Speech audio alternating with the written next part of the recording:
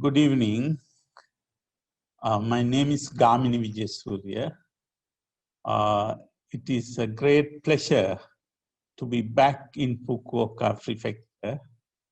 As you all know, I was working with our friends on Okinoshima nomination, and today it takes me a great privilege to come back and make a presentation on conservation and management of World Heritage. And thank you for the invitation. And I look forward to make the presentation and also to have a discussion at the end. Okay, thank you once again. The title of my presentation is World Heritage, Conservation and Management. In this presentation, I will talk about what is heritage, what is World Heritage, what is conservation and management, and I will also introduce people-centered approach to conservation of nature and culture. And since we are in Okinoshima, we will also talk little about religious values and outstanding universal value. Let me start. What is heritage? We all know that. We all consider it as the legacy of the past. We all inspire, celebrate, use, and benefit, and also protect our heritage. Every country has a program to identify, program, manage, use, monitor them. Come to Japan to learn about them. You all know about them. So, heritage of Japan comes under different themes. You all know, I don't have to talk about them. Tangible cultural heritage, intangible cultural heritage, folk cultural properties, monuments, cultural landscapes, and so on. There's an agency for cultural affairs, guiding and helping this conservation effort. You all know that Japan also has a special program known as Japan Heritage. It's a unique program in the world. So from here, I'm going to talk about World Heritage. Yes, we all have heritage, but we also have World Heritage. What is this World Heritage? Let me explain. It's a designation given by the international community. It comes from an international convention or an agreement, of which Japan plays a major role. It is about places of outstanding universal value of both cultural and natural. We all have heritage with different values, but the place we are talking about are of outstanding universal value, which I will explain later. Yes, World Heritage, designated by the international community, places with outstanding universal value. What does it mean by outstanding universal value? In very simple word, value of such a place extends beyond your own countries, beyond your own boundaries. You have national heritage, which is probably interesting to many countries, but World Heritage is considered and designated by the international community of having an outstanding universal value, which is important to other countries and considered a common importance and commit international support to protect them.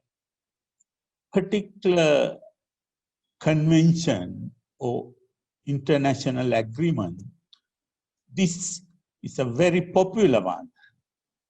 191 countries have signed, and one of the key activities is to prepare a list of World Heritage, which is now 1,121. There are a number of actors or players in this process, but what is important here is the state parties or the countries, in this case Japan, which includes Japanese people, not just the authorities. And this World Heritage List or places of outstanding universal value are prepared under certain criteria developed by the international community. They can be masterpieces. They can demonstrate exchange of values among countries.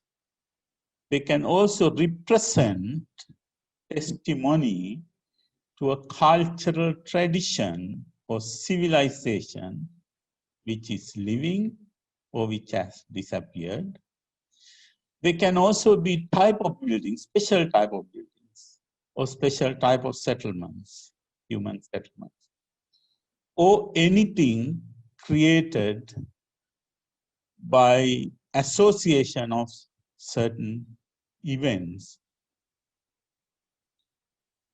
But all these places, all these values are not only important to Japanese people, but to the international community. It belongs to Japan, but any such places, importance or significance of such places can extend to other countries. So you know, this is the spread of World Heritage, which is coming from 167 countries and 1,121. You know, Japan is full of such sites, which you can see here. Yeah, you have a lot. 19 cultural sites, 4 natural sites. I may be correct on these figures. I'm not going to read all these things. All of you probably know many of them, and many of you have visited them. This is where we are, the sacred island of Okinoshima and associated sites in the Monakata region.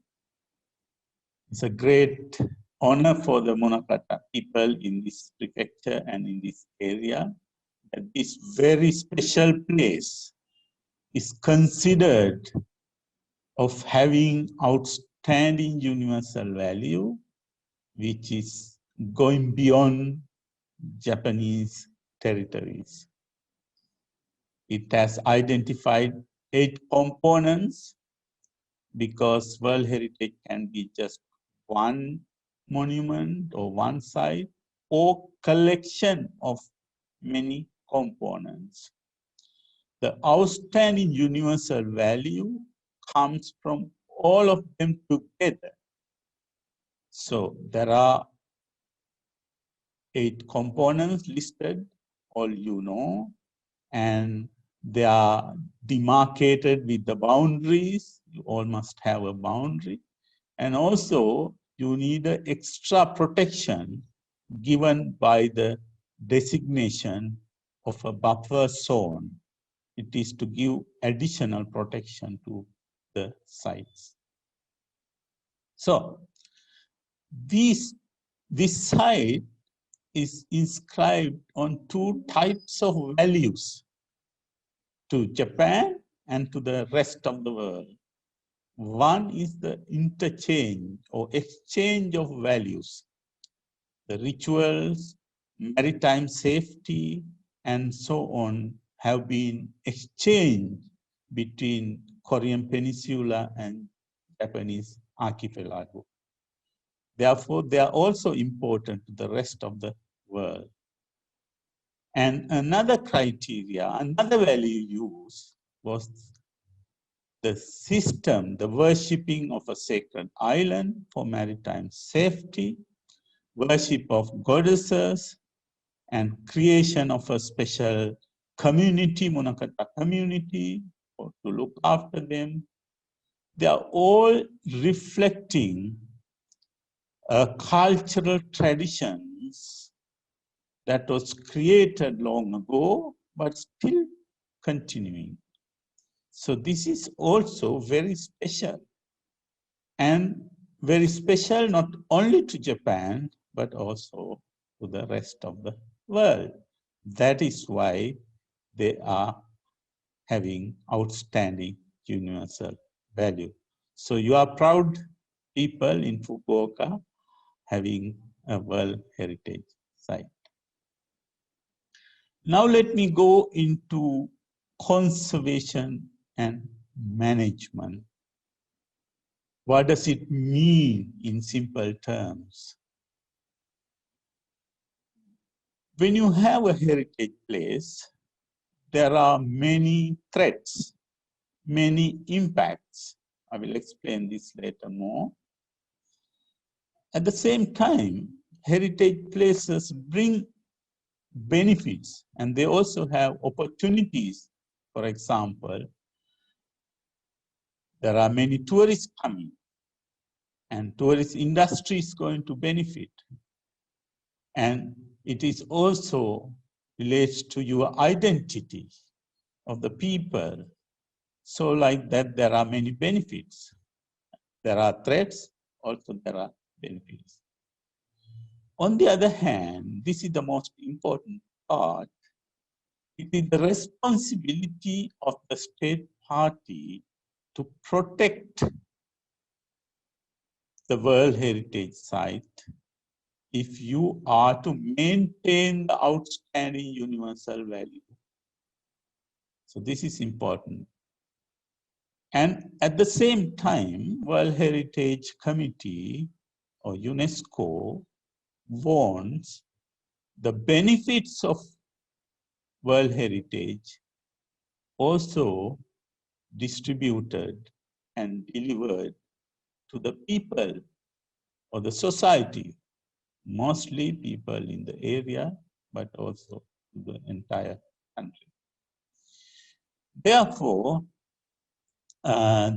this place has to be managed, or any other place has to be managed.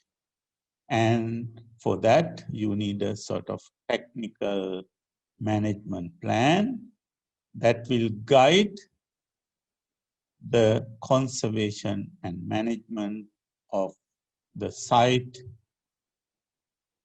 by the authorities with the support of the religious communities and communities in general. So this is your responsibility. As you can see, heritage is inland, heritage is among us, and they have different types of impacts. We are using them, therefore they have an impact, both positive and negative. There are visitors, they are happy, but at the same time, there are negative impacts. There are natural heritage, like typhoons, and there are development activities impacting. There are political decisions taken that impacts heritage. I don't go into details, but there are always, heritage is not isolated. It is in the society. Therefore, there are many impacts. And those impacts can be negative, bringing negative results. They can be also positive, because religious place is worshipped by people and it helps their mentality and so on. These impacts can be current. At the moment, you can have impacts or not have, but there can be potential impacts, like from a typhoon in the future. They also can come from the site itself, or they can come from outside, because we have a buffer zone. We also have to think of the wider setting of any World Heritage Site. This is more technical aspect. We have developed a sort of type of impacts,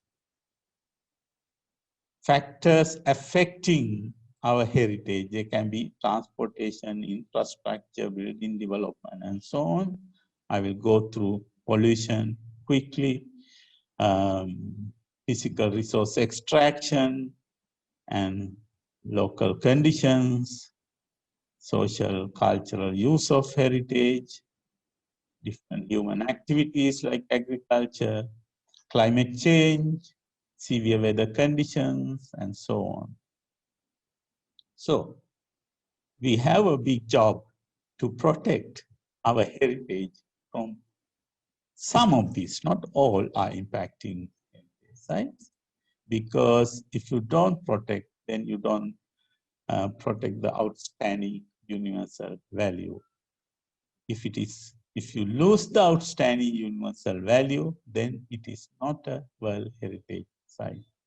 You can see one of the components, the tombs complex. They are identified. They have a site map. Boundaries are demarcated, but at the same time, they are located in large agricultural fields. You have to continue with agriculture. There's no doubt, because people need food, people need rice.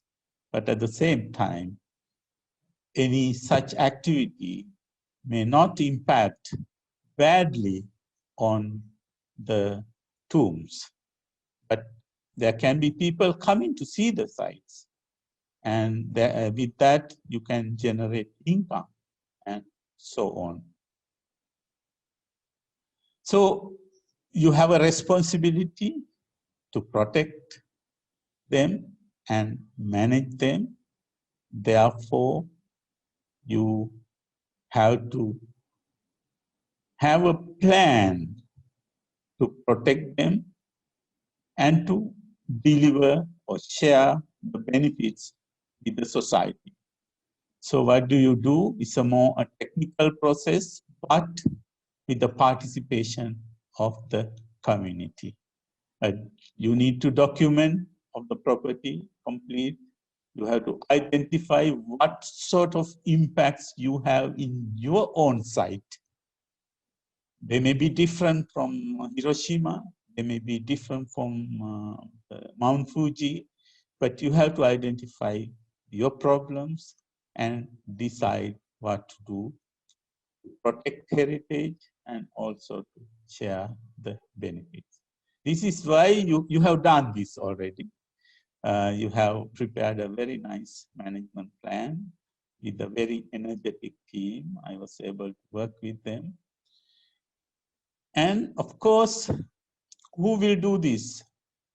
You know, it was done by the prefecture with the support of heritage authorities like Agency for Cultural Affairs or Bunkacho, and religious authorities and community groups. This is very important. It is not enough to prepare a management plan. You also need to implement various activities and, more importantly, monitor the progress, monitor the status of conservation. That is your responsibility. Picture with the support of religious authorities is the sacred. This is the sacred site and community. It is your collective responsibility to conservation and management of outstanding universal value. I hope I explain it in simple words, but this means the people listening all have a special responsibility, special task in protecting this place. Let me now go into a different theme, which I was asked to talk about. Particularly important for the management of a place like沖ノ島Island. I will tell you why, but this is important for all sides, and it is about people-centered approach to conservation of nature and culture. Why? Because heritage is not just only buildings. There is an important link to people. It is people's heritage. Without people, they are not important. At the same time, heritage places have natural values. I will explain this more later. And there are also cultural values. All these factors have to be taken into account when you conserve and manage heritage sites. This is particularly important for the audience today. I want to highlight why people are important, and then why linking nature and culture is important, and then how we can integrate them in the management. One such method is the people-centered approach. I will explain you later. This is the part 4 of my lecture. I will now talk about people-centered approach to conservation of nature and culture. This is about how we approach to conserve places like沖ノ島Island, where there is a very strong link to people, link to nature, link to culture, and so on.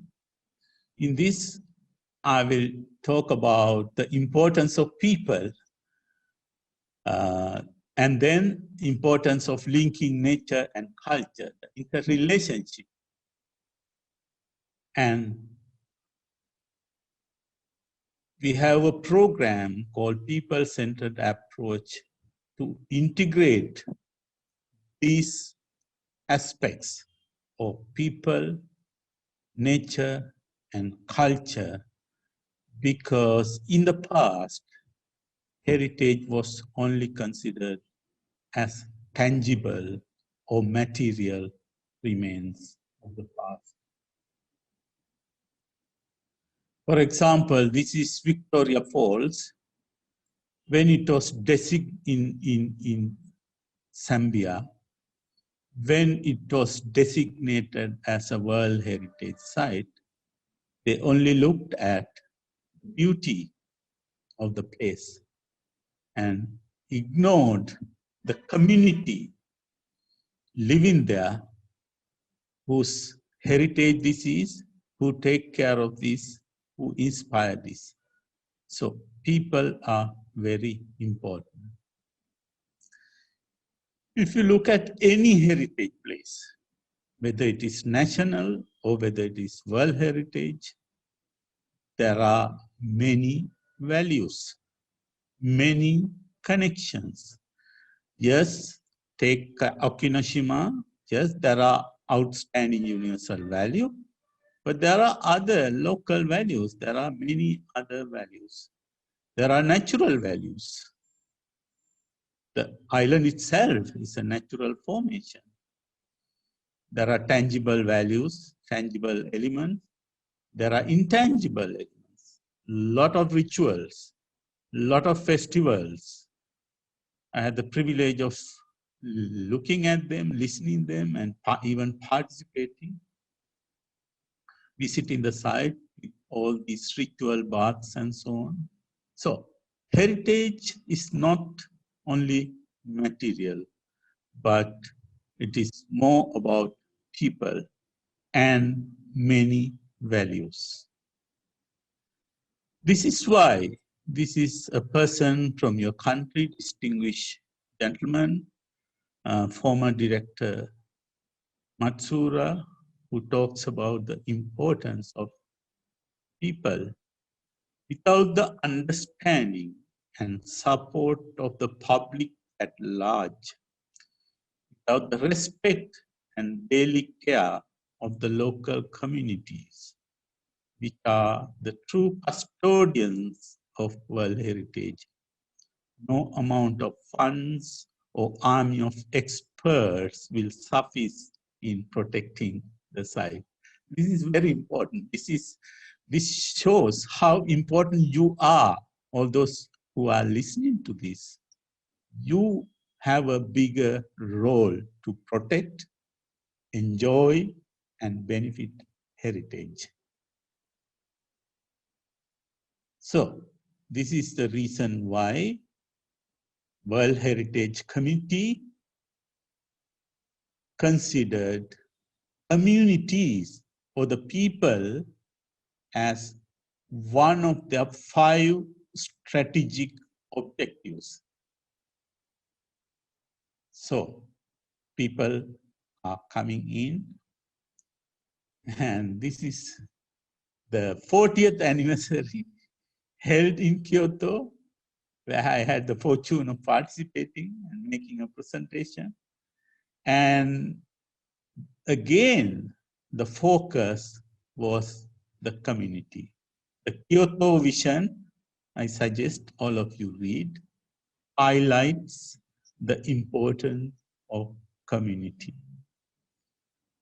There were other programs like Living Heritage Sites program, thanks to our colleague Professor Nobuko Inaba from Japan, who started this project. We looked at people in heritage places. We looked at living dimensions like sacredness of heritage sites. As you know, Japan is in a way leading in engaging communities in their nominations and in managing heritage sites. These are some of the opportunities I have participated, which is very important. At the same time, after 2015, there was this idea of sustainable development paradigm saying heritage should contribute to people. This also came with the UN Agenda 2030 and Sustainable Development Goals. But important point is that heritage has to be protected, safeguarded, but they should serve the people. So people factor is again highlighted. We had meetings in Toyama, for example, Toyama, where we participate. So to capture the people aspect, ICROM, one of the advisory bodies of the World Heritage Convention developed a program called People-Centered Approach to Cultural Heritage, which later expanded, and I will talk about it. At the same time, there was a need to link nature and culture, because World Heritage Convention, created in 1972, expected conservation of nature and culture to be brought under one umbrella, one program. That was the intention. Because in 1972, they felt there's a very strong link between nature and culture. Of course, countries like Japan know about it, and they have a lot of programs not to separate nature and culture. But for the World Heritage, it was not like this. This is how they ran. Nature people went their own, culture people went their own for nearly 40 years. Cultural sites were designated, natural sites were designated, and even managed with two different guidelines, whereas they have so much common. And after 40 years, in 2014, there was a major program to work together to recognize interdependency of nature and culture. You see, there is no nature without culture, there's no culture without nature, or particularly that strong interdependency, which we all know. You know, take the沖ノ島Island. It's all about nature and culture. And also, there was a need to share the experience of two sectors. Natural heritage sector was developing their own methods and tools, and cultural heritage sector was developing its own. But after 40 years, they realized that there are things that can be shared. For example, look at your World Heritage Site of Key Mountains.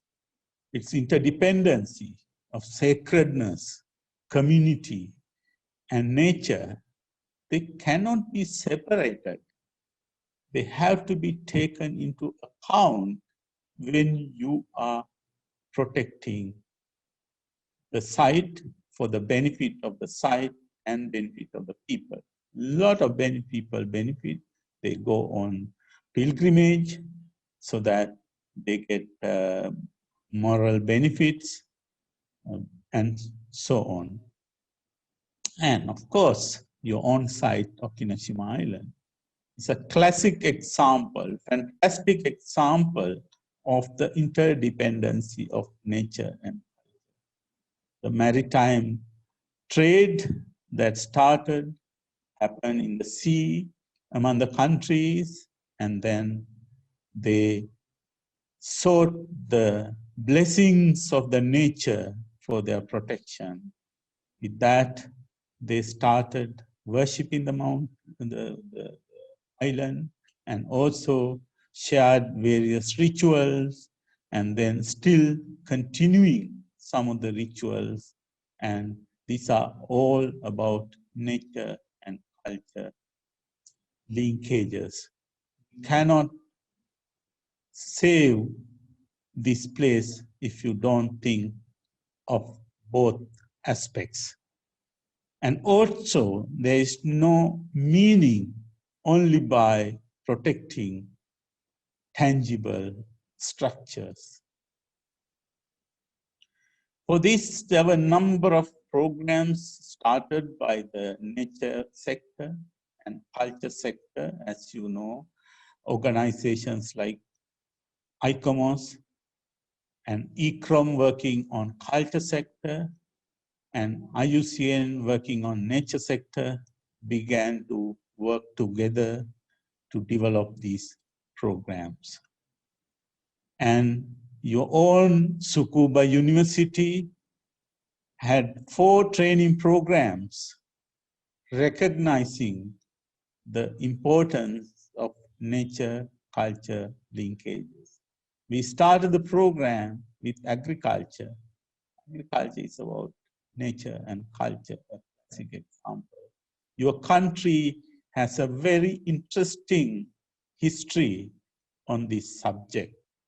Actually, that is why the course was held in Japan, so that the rest of the world can learn from you and World Heritage can learn from you. This is very, very important. There was another workshop by the same Tsukuba University recognizing this important aspect of linkages in sacred mountains of key mountain, sacredness of key mountain. So, like these programs are going on, the idea is to place people, you and I, or the community at the heart of heritage conservation and management. Before, it was material. We are not ignoring materials, but to protect material, we need to keep people at the heart of the heritage. It was supported by the culture sector from programs like Living Heritage, started focusing on people. Interestingly, nature sector, which we thought are only interested in flora and fauna or trees and animals, and they also talk about people. They talk about conservation of nature is about people. And then collectively, the World Heritage began to talk about nature culture linkages and still talking about people. So people at the center, and for that, we developed the program on people-centered approach to conservation of culture and nature. We started with culture, but now we extended it to nature.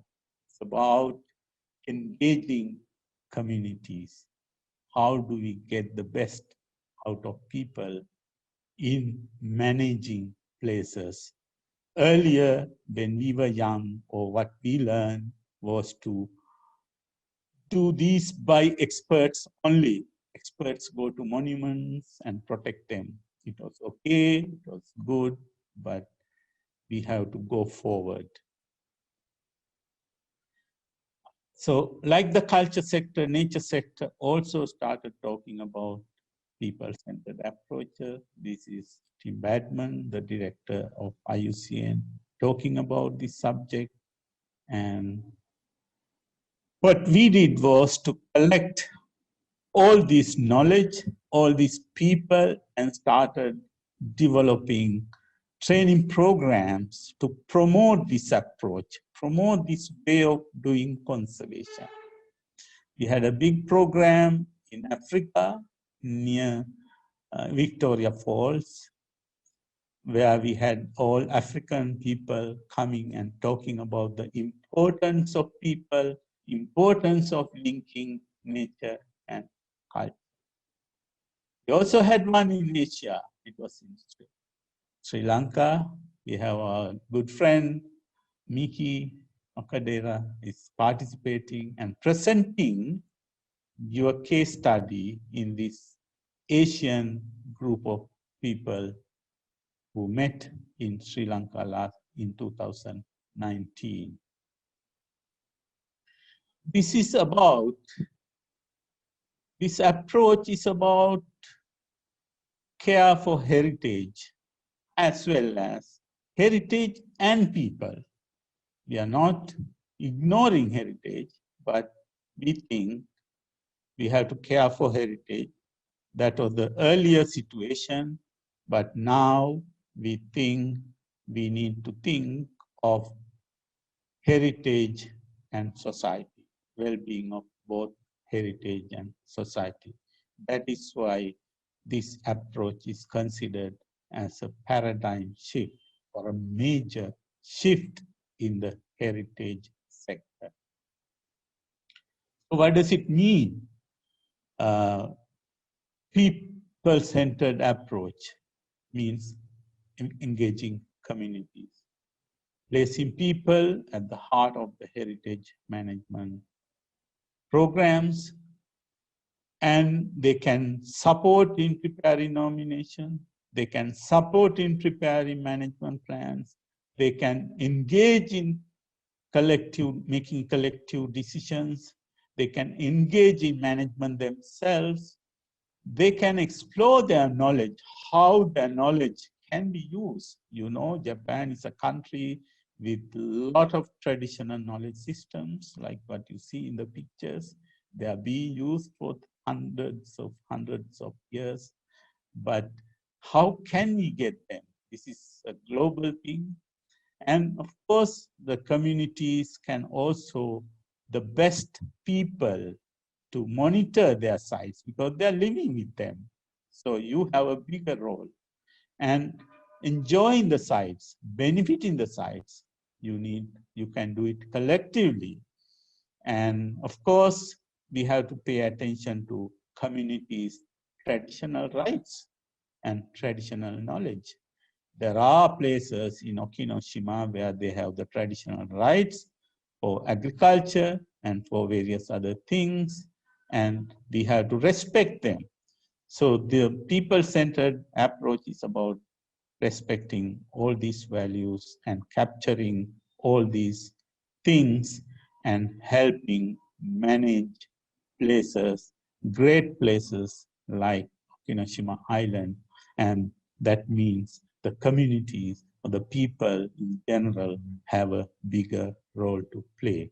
We are not saying Agency for Cultural Affairs or Prefecture has no role. They are important. They can work together with people, and that is the idea of people-centered approach.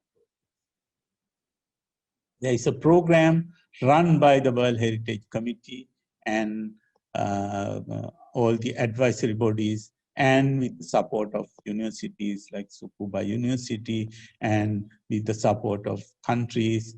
It's called World Heritage Leadership Program. I think, if I'm not correct, this program is coming to your region for an activity. It was supposed to be last year. Unfortunately, we couldn't come. Probably not this year. Next year, you will be able to hear more about this program, and they will be having a program. Thank you for offering that support to. Thank you for Fukuoka Prefecture. Okay, this is my last point.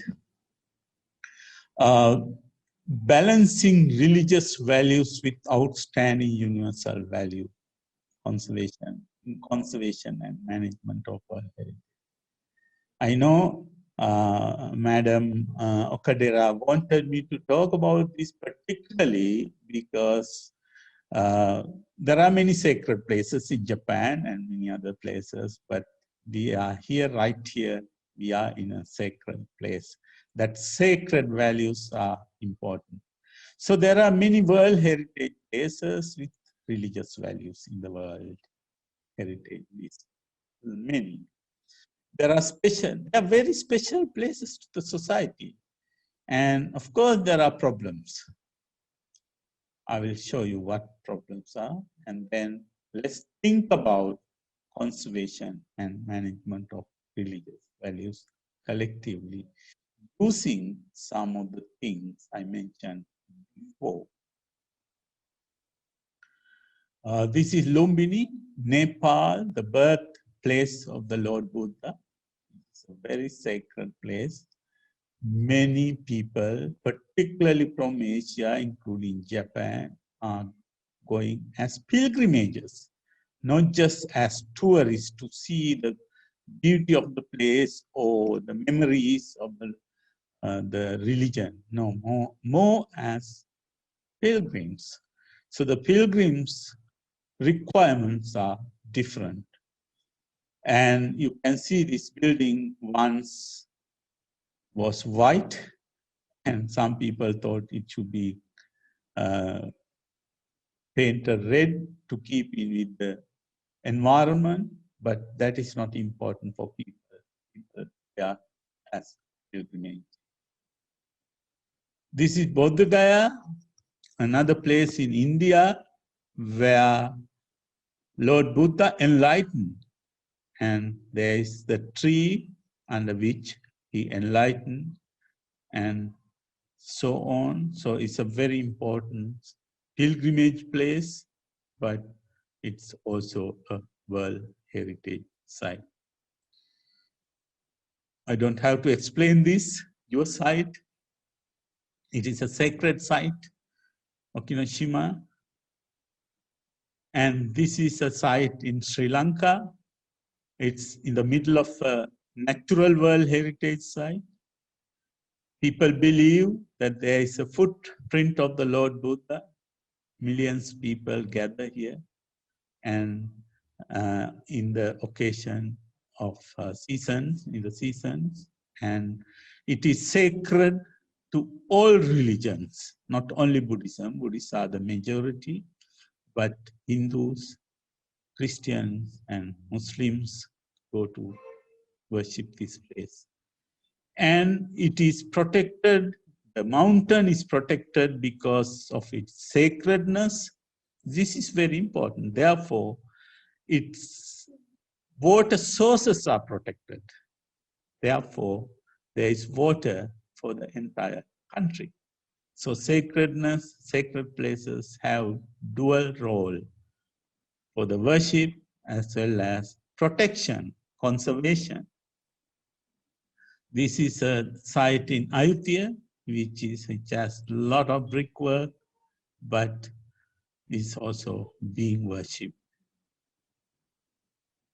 So, religious places, religious sites has a role in conveying, expressing, and sustaining faith of different communities, which give spiritual identity, meaning, and purpose to human life. Need to recognize intangible significance of tangible heritage objects, structures, and places. Rituals are important. It's not just the buildings that is important. Need to recognize that respect for faith may involve restrictions. When there is a sacred place, there are obviously restrictions. There are rules. There are exclusions regarding what conservation treatments. You know, this is a good example. Okinoshima is a good example to maintain its sacredness and also to protect the site. This has to be respected by the conservation people and the rest of the world. This is the important point. In the past, we did not respect these things. We thought, okay, site is tangible and we have to protect, and you don't care for other aspects. And these sites change. The evolution and adaptation of religious practices, rituals, or festivals to fit into contemporary circumstances. There's a continuity. So all these things are relevant in a religious place or sacred place or a sacred place like Okinoshima Island. This is why this aspect has been coming up from time to time. I had the privilege of participating in this thematic meeting on sacred mountains, which Japan has a lot. And after this meeting, the mountains were inscribed on the World Heritage Site list. Wakayama meeting, where we talk about the sacredness of mountains. There were a number of other programs in Kyoto where I had the privilege of participating and discussing the subject of religious values and outstanding universal value. Because I will come back to that later. UNESCO itself has prepared a program. They realized that we need to pay attention to religious aspects. There's a program on religious heritage of religious interest, major program, and it looks at how heritage places can be protected. And there were other programs like this conference took place in 1992, has published a book on sacred sites. The concept of sacred implies, it concludes, they are very special places, and the concept of sacred implies restrictions and prohibition on human behavior. If something is sacred, then certain rules must be observed in relation to it. So we have a conflict between conservation, use, and religious places. ICROM organized a major conference where my colleague Nobuko Inaba spoke, conservation of living religious heritage, which is relevant to this site. It talks about reconciliation of faith and conservation. So, what is the problem in such situations and in such places? There is a lack of recognition that World Heritage sites retain traditional religious values, including traditional management system.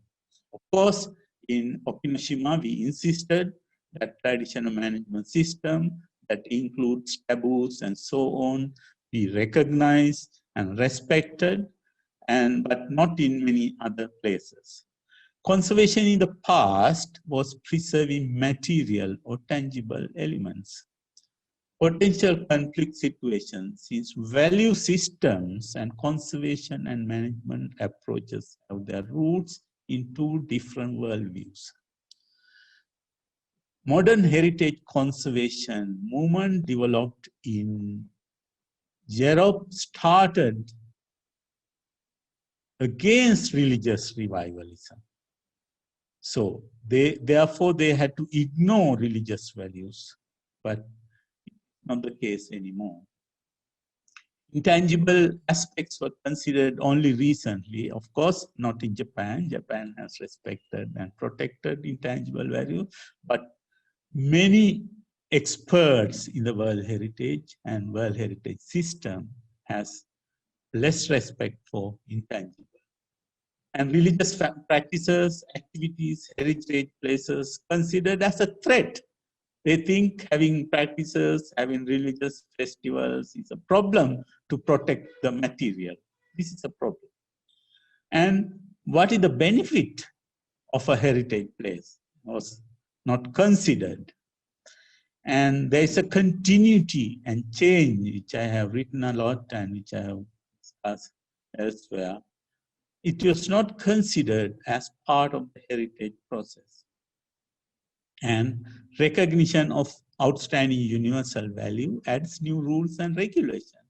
Therefore, some people argue that we need to balance between religious values and outstanding universal value. And because government has an obligation to sustain outstanding universal value. But a place like Okinoshima, it has sustained outstanding universal value, but also need to keep the local and national level religious values. So we need to focus on reconciling faith and conservation instead of balancing. We need to respect them. So what can we do in situations like this, in a place like this? We have discussed some of this earlier. The way forward is a collective effort with communities, religious institutions, and authorities, heritage authorities, Agency for Cultural Affairs, Prefecture. All of them need to have a collective effort and engage all of them in the decision making. Of course, there can be conflict, but they have to be resolved. And management to guide by traditional systems and taboos, like you are doing in your case. Where possible, you have to take modern methods, but wherever possible, use the traditional systems. Sacred sites are special places and are therefore deserve special attention. And religious values may override other values even if they are sites of outstanding universal value. I know Japan is a country where secular values are placed at the highest level of political agendas, and therefore they are sensitive to religious values. But I think in recognition of links between religious values and outstanding universal values, they can come up with very interesting and solutions because you have the experience in your country. You need to recognize links between nature and culture and people. And of course, explain the methods like people-centered approaches and help you to manage this wonderful World Heritage Site of沖ノ島Island, which can be benefited to the local community, religious community, Japanese society, and the international community. Thank you very much for listening to me.